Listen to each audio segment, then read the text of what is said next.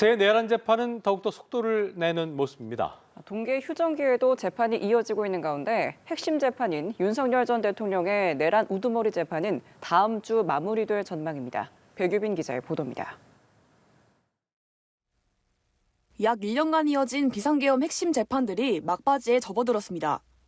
그간 세 갈래로 진행됐던 재판들이 하나로 합쳐지면서 더욱 속도를 내는 모양새입니다. 재판부는 휴일인 새해 첫날만 재판을 잡지 않았고 둘째 날부터는 다시 공판 준비 기일을 열고 조지호 전 경찰청장과 김용현 전 국방부 장관 등 핵심 피고인들에 대한 재판 계획 정리 작업에 착수했습니다. 다음 주에는 일주일 내내 재판이 이어질 예정인데 5일과 7일, 9일 재판이 예정된 상태에서 6일 재판까지 예비 기일로 추가된 상황입니다. 5일에는 김용현 전 장관에 대한 증인 신문이, 6일과 7일에는 남은 증거 조사가 이어질 예정입니다. 그리고 휴전기 마지막 날 변론을 종결하겠다는 계획입니다.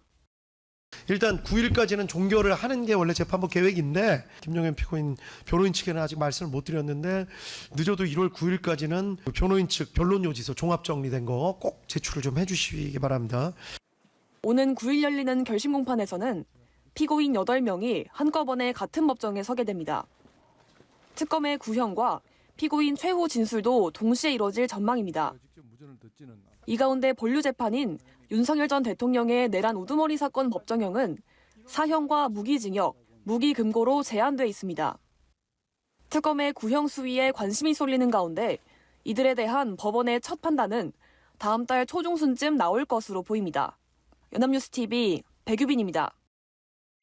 겨울 휴전기에도 내란 재판은 마무리 수순에 접어들었습니다. 법원은 이제부터 윤석열 전 대통령과 김용현 전 국방부 장관, 조지호 전 경찰청장의 사건을 병합해 진행하기로 했는데요. 결심 공판과 선고도 한자리에서 이루어집니다. 백유빈 기자입니다. 알겠습니다. 12.3 비상계엄 사태 핵심 피고인들이 한자리에 모였습니다. 윤석열 전 대통령과 김용현 전 국방부 장관, 조지호 전 경찰청장 사건이 하나로 병합되면서 이들이 한꺼번에 같은 법정에 선 겁니다. 재판부는 8명 피고인 가운데 조 전 청장과 김영군 전 대령을 제외한 6명이 출석한 상태에서 병합을 고지했습니다. 사실관계가 동일하고 공통된 쟁점이 있는 사건인 만큼 하나로 묶어서 진행하겠다는 겁니다. 병합 절차 진행하도록 하겠습니다. 일단 2호 고압 129 사건의 2사 고압 152 사건, 2호 고압 5.1 사건 오늘 병합 결정하도록 하겠습니다. 재판이 합쳐지면서 결심 공판에서 특검의 구형과 피고인 최후 진술, 재판부의 1심 선고도 한꺼번에 이뤄지게 됐습니다. 한편 이날 재판에는 김용현 전 장관이 증인으로 출석했습니다. 법정에서는 처음으로 윤 전 대통령을 대면한 건데 김 전 장관은 헌재에 이어 이번에도 계엄을 옹호하는 발언을 이어갔습니다. 윤 전 대통령이 오직 국가와 민생만을 걱정했다며 곽종근 전 특수전사령관의 법정 진술에 대해서도 부인했습니다. 곽종근은 이 법정에서 피고인 윤석열이 한동훈과 일부 정치인들을 호명하면서 피고인 앞에 잡아오면 총으로 쏴서라도 죽이겠다라는 취지로 발언을 했다고 증언했는데 상식적으로 생각하면 답이 있을 것 같습니다. 저런 얘기를 왜 대통령께서 하시겠습니까? 저는 이해할 수가 없습니다. 윤 전 대통령에게 불리한 증언은 기억이 없다는 취지로 일관했습니다. 한편 증인신문 과정에서 윤 전 대통령의 호칭을 두고 변호인단과 특검이 신경전을 벌이기도 했습니다. 특검의 피고인 호칭에 윤 전 대통령 변호인단은 전직 대통령에게 예우를 지키지 않았다며 반발했고 결국 재판부가 나서 특검의 호칭대로 피고인으로 정리했습니다. 법원 휴전기에도 재판이 속도를 내는 가운데 1심 선고는 내년 2월 초중순쯤 나올 것으로 보입니다. 연합뉴스TV 백유빈입니다. 2주간의 법원 휴전기에도 내란 혐의 재판은 쉬지 않고 이어집니다. 윤석열 전 대통령의 내란 우두머리 재판, 내년 초 선고를 앞두고 막판 속도를 내고 있는 건데요. 조만간 군경 수뇌부 사건과 병합을 거쳐 마무리 단계에 접어들 전망입니다. 김예린 기자입니다. 전국 법원이 잠시 쉬어가는 겨울 휴전 기간. 대부분의 재판은 내년 1월 9일까지 멈추지만 내란 재판은 예외입니다. 윤석열 전 대통령의 내란 우두머리 혐의 재판은 휴전기에도 5차례 열립니다. 특검 기소 사건은 신속히 선고해야 한다는 취지의 특검법 규정에 따라 재판부가 이례적으로 막판 집중 심리에 돌입한 겁니다. 내년 2월 예정된 법관 정기 인사 전 1심을 마무리하겠다는 의지로도 풀이됩니다. 휴정기 첫날이자 김건희 특검이 수사를 매듭지은 당일 윤석열 전 대통령은 내란 우두머리 혐의 재판에 나와 증언대에 선 조지호 전 경찰청장을 재차 대면했습니다. 조 전 청장은 비상계엄 당시 여인영 전 방첩 사령관의 지시는 다소 충격적이어서 당연히 기억할 수밖에 없다고 강조했습니다. 특히 정치인 위치 추적 요청은 납득하기 어려웠고 여 전 사령관이 수사를 잘 모른다는 생각이 들었다고 밝혔는데 지시를 받은 뒤 박현수 당시 행안부 경찰국장과 통화하며 토로한 내용도 공개됐습니다.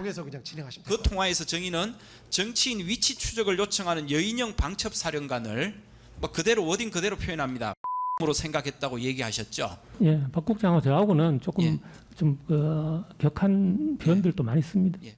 내란 혐의 재판은 김용현 전 국방부 장관 증인 신문과 증거 조사를 거쳐 마무리 수순에 접어듭니다. 윤 전 대통령과 군경 수뇌부 세 갈래로 심리하던 사건은 모두 병합할 방침으로 조만간 비상계엄 사태 핵심 피고인 8명이 한꺼번에 같은 법정에 서게 됩니다. 재판부는 다음 달 5일과 7일, 9일까지 재판을 열고 변론을 종결하겠다는 계획입니다. 특검 측 구형과 윤 전 대통령의 최후 진술이 주목되는 가운데 1심 선고는 비상계엄 사태 1년이 지난 내년 2월 초중순쯤 나올 전망입니다. 연합뉴스TV 김예린입니다.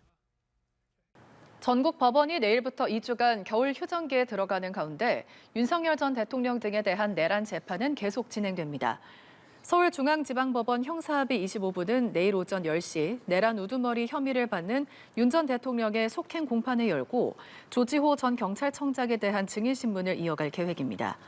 이튿날인 30일엔 김용현 전 국방부 장관 증인신문도 예정돼 있습니다.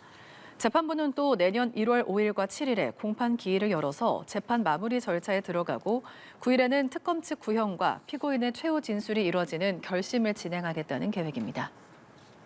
체포 방해와 국무위원 의결권 침해 등의 혐의로 재판에 넘겨진 윤석열 전 대통령에게 특검이 징역 10년을 구형했습니다. 내란 관련 재판 가운데 처음 나온 구형인데요. 특검은 윤 전 대통령이 법 질서를 심각하게 훼손했다며 엄중한 책임을 물어야 한다고 강조했습니다. 방준혁 기자의 보도입니다. 윤석열 전 대통령의 특수공무집행 방해 등 혐의 사건의 1심 변론이 종결됐습니다. 윤 전 대통령이 받고 있는 내란 재판 중 본류인 내란 우두머리 재판보다 체포방해 혐의 재판이 먼저 끝난 겁니다. 첫 구형에 나선 내란 특검은 재판부에 총 징역 10년을 선고해달라고 요청했습니다. 피고인이 자신의 범행을 은폐하거나 정당화하기 위해 직권을 남용하고 국가 기관을 사유화한 것으로 중대한 범죄임에도 피고인은 본건 범행에 대해 대수롭지 않은 듯한 태도를 보이며 혐의별로 보면 체포방해 관련 혐의에 징역 5년, 국무위원 심의권 침해와 허위공보, 비아폰 증거인멸 관련 혐의에 징역 3년을 구형했습니다. 사후에 비상계엄 선포문을 작성한 부분에 대해선 징역 2년을 요청했습니다. 특검은 국가원수가 중무장한 대통령 경호처를 사병화해 조직적으로 영장 집행을 방해한 전례 없는 범행이라며 재앙적 대통령제를 바꾼다는 명목으로 대통령실을 청와대에서 용산으로 옮긴 피고인이 재앙적 대통령제 견제 장치를 전혀 따르지 않았다고 질타했습니다. 반면 윤 전 대통령 측은 무죄를 주장했습니다. 국헌문란 목적의 폭동이란 특검 측 판단은 추정에 불과하고 구성 요건 자체가 충족되지 않아 범죄가 성립하지 않는다는 입장입니다. 윤 전 대통령 측은 추가 증인과 증거 조사가 필요하다며 기일 연기를 거듭 요청했지만 재판부는 이를 받아들이지 않고 공판 절차를 마쳤습니다. 윤 전 대통령에 대한 선고는 재판부가 예고한 대로 내년 1월 16일 내려집니다. 본류 사건에 해당하는 내란 우두머리 혐의 재판은 내년 초 최종 변론을 거쳐 마무리될 전망입니다. 연합뉴스TV 방준혁입니다. 조은석 내란 의혹 특별검사는 윤석열 전 대통령이 권력의 독점과 유지를 위해 12.3 비상계엄을 선포했다고 결론지었습니다. 군과 밀접한 관계를 다진 윤 전 대통령은 자신의 반대 세력을 한꺼번에 제거하기 위해 계엄을 2023년 10월 이전부터 모의한 것으로 드러났습니다. 이동훈 기자입니다. 사초를 쓰는 심정으로 직에 임하겠다며 180일간 내란 외환 의혹 수사를 지휘한 조은석 특검이 처음으로 카메라 앞에 섰습니다. 조 특검은 수사 결과를 발표하면서 윤석열 전 대통령의 계엄 선포 목적이 권력의 독점과 유지 그리고 무력을 통한 반대 세력 제거였다고 밝혔습니다. 입법권과 사법권을 장악한 후 반대 세력을 제거하고 권력을 독점 유지할 목적으로 비상계엄을 선포한 사실을 확인하였습니다. 특검은 윤 전 대통령이 계엄 선포 명분을 만들기 위해 평양 무인기 작전을 강행했지만 북한이 응하지 않아 실패했다고 봤습니다. 이에 윤 전 대통령은 민주당과 자신을 반대하는 사람을 반국가 세력으로 몰아 비상계엄을 통해 제거하려 했다고 판단했습니다. 자신이 법무부 장관으로 임명하였던 국민의힘 당대표 한동훈을 빨갱이다라고 말하고 2024년 10월 1일 군사령관들과의 만찬 자리에서는 한동훈을 잡아오라, 총으로 쏴 죽이겠다라고 말하였으며 윤 전 대통령이 총선 이후 민주당의 입법 강행을 계엄 이유로 주장했지만 특검은 이미 총선 전부터 계엄 준비가 본격적으로 이뤄졌다고 판단했습니다. 이를 뒷받침하는 근거로 2023년 10월 단행된 군인사가 노상원 전 사령관의 수첩 내용과 똑같다는 점을 들었습니다. 아울러 정보사 요원들의 선거관리위원회 점검은 실체가 없는 부정선거를 꾸며 국회를 정지시키기 위한 행동으로 봤습니다. 당시 요원들은 야구 방망이, 송곳 등을 준비했는데 특검은 이를 선관위 직원을 고문하기 위한 도구로 파악했습니다. 특검은 계엄을 왜 12월 3일에 선포했는지에 대해선 미국 개입을 차단하기 위해 미 대선 후 취임 전 혼란한 시기를 이용한 것으로 보인다며 무속 개입의 흔적은 발견되지 않았다고 밝혔습니다. 수사를 마무리하고 공소유지 체제로 전환한 특검은 향후 공소장 변경을 통해 윤 전 대통령의 계엄 동기, 목적 등을 재판에서 다룰 수 있게 하겠다는 방침입니다. 연합뉴스 TV 이동훈입니다.